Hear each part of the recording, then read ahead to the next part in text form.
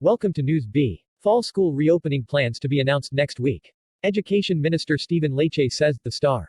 The government is finalizing back-to-school plans and will announce them next week. Says Education Minister Stephen Lecce. Pledging that additional supports and resources to help with COVID-19 costs will be included.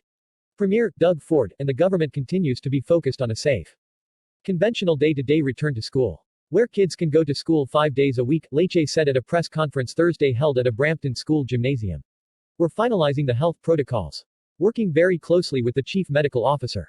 Some of the best pediatric minds in the nation that are informing the plan. We believe we'll be able to unveil it next week that will include additional supports and resources to enable our boards to succeed.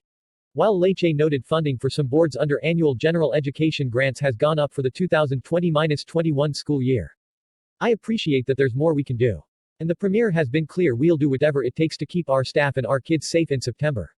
Lecce and Ford were in Brampton to unveil funding for upcoming capital projects as part of a decade-long $12 billion plan, including 2 new schools in Peel region. One of them to be named after human rights advocate and Nobel Prize laureate Malala Yousafzai.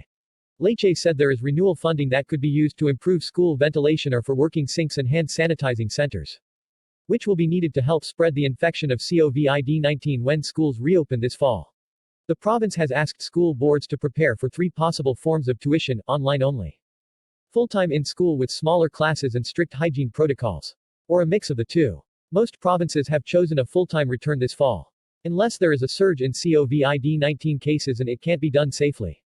A growing number of boards have said schools must reopen full-time as there can be no economic recovery if parents can't return to work. Ford said this has been very fluid. It's been moving and we have to adapt with the changes. We have to be prepared, if we ever get a second wave, to have a plan. But really, our goal and the minister's goal, and everyone's goal in Ontario, is to make sure that we get the kids back in the classroom 5 days a week. He said, that's our goal and we're going to work closely with the teachers, the parents, school boards, and there's nothing we can't do when we all work together. That's what I've said from day one. Lecce said the province has been keeping tabs on how other jurisdictions, such as Hong Kong, Germany and France, around the world have dealt with school reopenings to learn lessons, so that we don't repeat them in this province. And we keep your child and our family safe in Ontario. Green Party leader Mike Schreiner said, it's nice of the government to remind us of education funding in the next decade. But parents are a bit more worried about education funding in the next month. The Ford government is forcing parents and educators to wait until the 11th hour before revealing their cards. And it's causing a lot of personal and economic anxiety. Sam Hammond, president of the Elementary Teachers Federation of Ontario, the largest teacher union in the country, said the government is merely re-announcing already allocated long-term investments. At this point in time, school boards do not have the necessary funds to deal with the COVID-19 pandemic. TDSB proposes quadmasters for teens. French immersion takes a hit in masks in proposal for fall reopening.